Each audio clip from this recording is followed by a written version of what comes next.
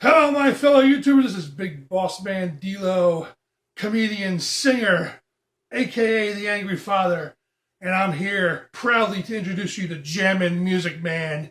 Enjoy.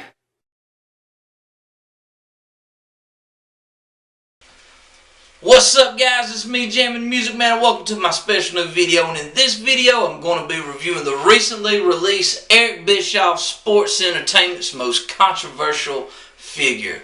Why? Because controversy creates cash. What's up, guys? It's your boy, Jammin' Music Man. Just going to give you my thoughts and opinions of what you get when you purchase this disc. I purchased this at my local Walmart.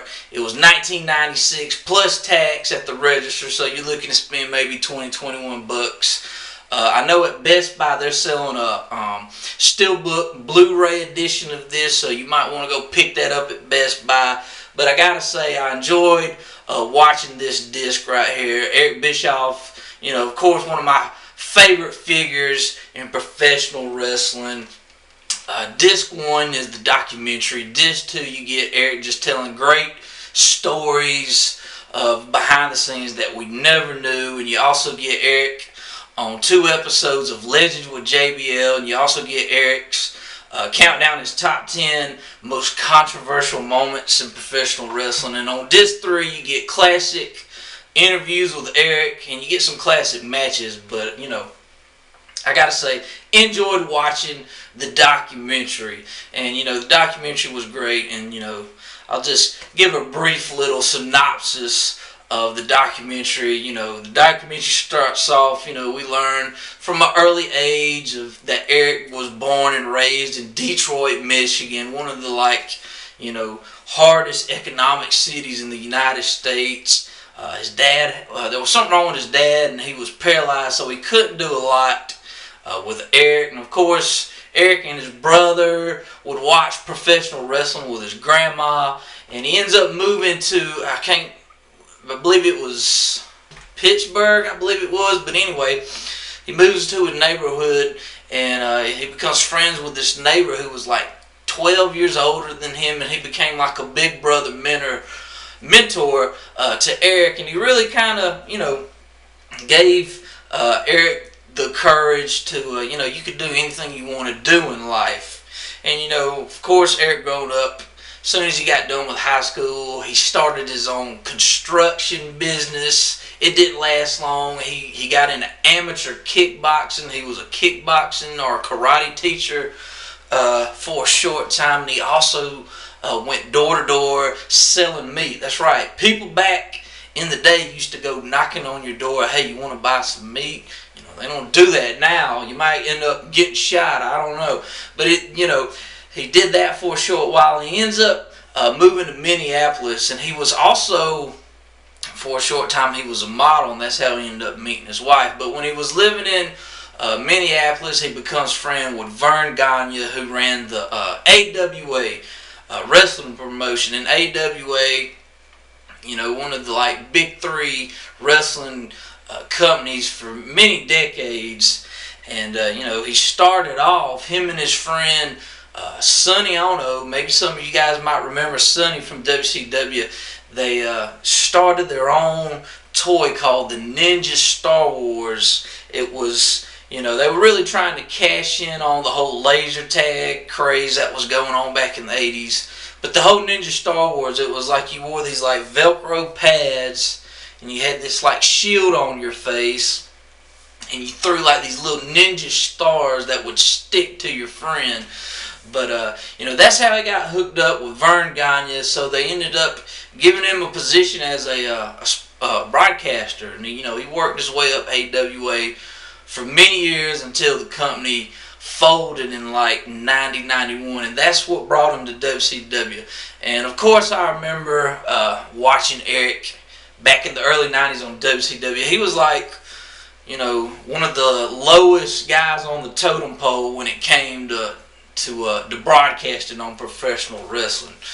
But of course, over the years he worked his way up till he became the president of WCW, and he was the brainchild behind WCW Monday Nitro, and who could forget the Monday Night Wars? he was the brainchild of the NWO, and he says on this disc that the whole NWO storyline came from what was going on in New Japan Wrestling at the time. You know, they had this whole angle going on like it was a company within a company, kind of like the NWO and WCW. And, you know, Eric Bischoff kind of stole that idea and kind of spun it into something else with Hulk Hogan and Kevin Nash and Scott Hall.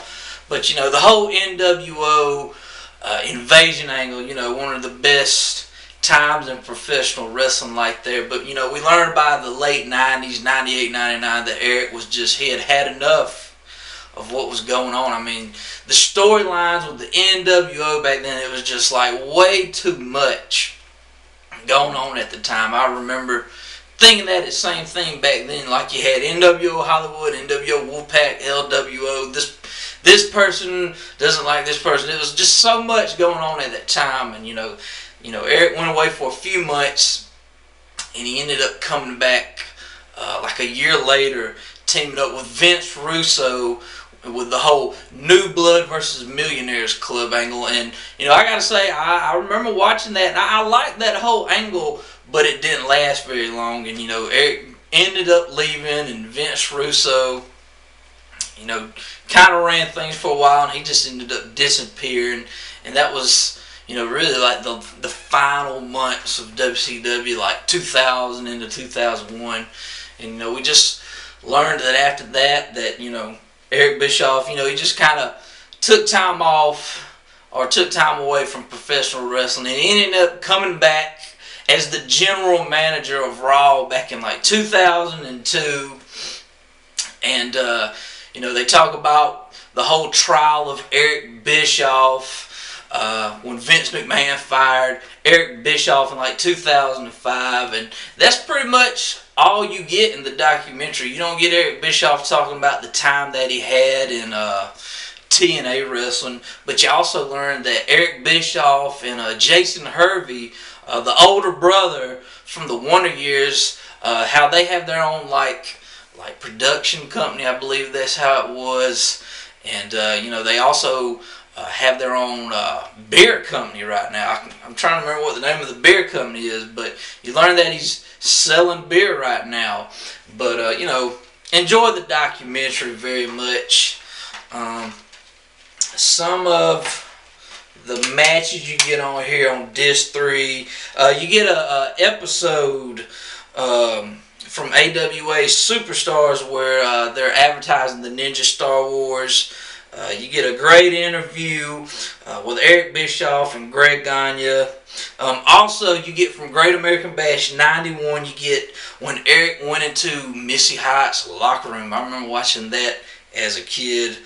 You also get from Halloween Havoc 94 when Eric Bischoff gave a plaque to Muhammad Ali. I remember talking about that in the tribute to Muhammad Ali video, how I remember watching that. Of course, you get the classic segment when Kevin Nash powerbombed Eric Bischoff at Great American Bash in 96. Classic moment right there.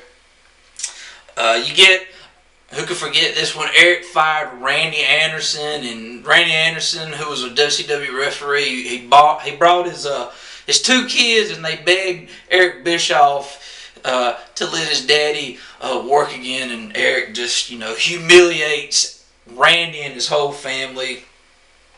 You get when Eric Bischoff took on Larry Zbyszko at Starrcade 97 with Bret Hart as the special referee.